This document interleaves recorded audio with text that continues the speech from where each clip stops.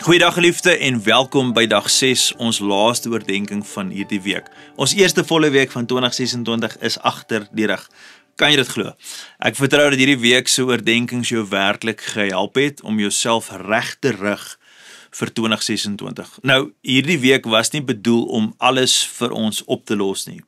Dit was bedoel om jou te help raak sien. Raak sien hoe jou ritme jou vorm. Raak sien hoe paaie wat reg lyk jou tog kan leegmaak. Nee, daai slow puncture waarvan ek gepraat het. Raak sien dat Jesus nie net waarheid vir ons leer nie, maar dat hy die weg is. Raak sien dat ywer sonder rus eintlik maar jou siel uitput. Ook raak sien dat Jesus jou nie roep om harder te probeer nie, maar om eers net naby aan hom te kom. Nou vandag wil ek jou help om dit alles net by een eenvoudige waarheid te laat land. Luister weer na Jesus se besonderse woorde, Matteus 11:28-30. Hy sê, kom na my toe almal wat moeg en oorlaai is, en ek sal vir julle rus gee. Neem my juk op julle en leer van my, want ek is sagmoedig en nederig van hart, en julle sal rus kry vir julle siel. My juk is sag en my las is lig.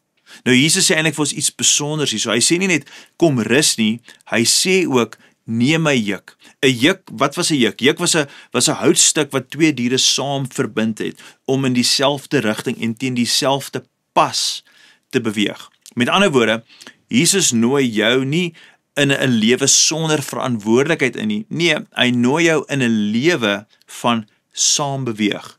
Nie meer alleen nie, nie meer teen jou eie krag en teen jou eie pas nie, nie meer in jou eie tempo nie, maar saam met hom. En dis die sleutel tot 'n beter manier. Nee, dis waar ons gesels hierdie hele week en hierdie reeks wat ons voorlê, is daar is 'n beter manier. Nie om minder om te gee nie of om op te hou probeer nie, maar om beter te doen deur op te hou alleen te probeer. Geliefde, baie mense, hulle leef hulle Christelike lewe soos 'n solo wedloop. Maar Jesus kom sê, kom loop langs my, in my pas, in my tempo, my ritme, in my teenwoordigheid. So hier is my eenvoudige uitnodiging vir jou en ook vir myself vandag, net voor Sondag, nee, moenie môre kerk toe kom om antwoorde te kry nie, kom om by Jesus te wees. Kom met jou moegheid, kom met jou vrae, kom met jou spanning, kom met al die goeters wat aan die gang is, nee. En kom met jou verlange na iets anders, nee. Kom net, want 'n beter manier begin nie wanneer jy alles reg verstaan nie. Dit begin wanneer jy saam met Jesus begin stap. As jy gereed is om 2026 anders te aan te pak, nie vinniger nie, maar wyser, nee. Los ons 'n kommentaar met die woord saam. Die woord saam.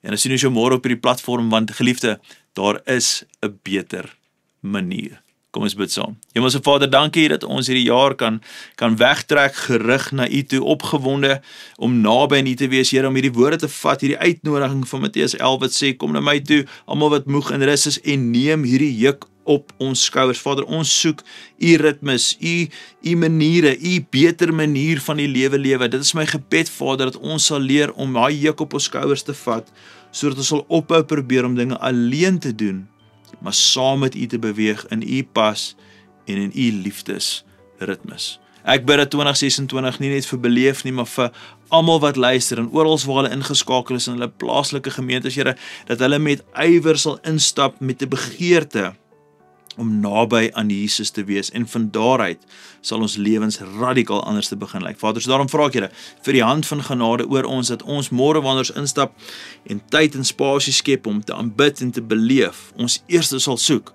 om net naby aan U te wees. Ons bid dit alles in die mooi, kosbare naam van Jesus Christus. Amen en amen. Geliefde, ek sien julle môre op hierdie platform. Gaan in vrede.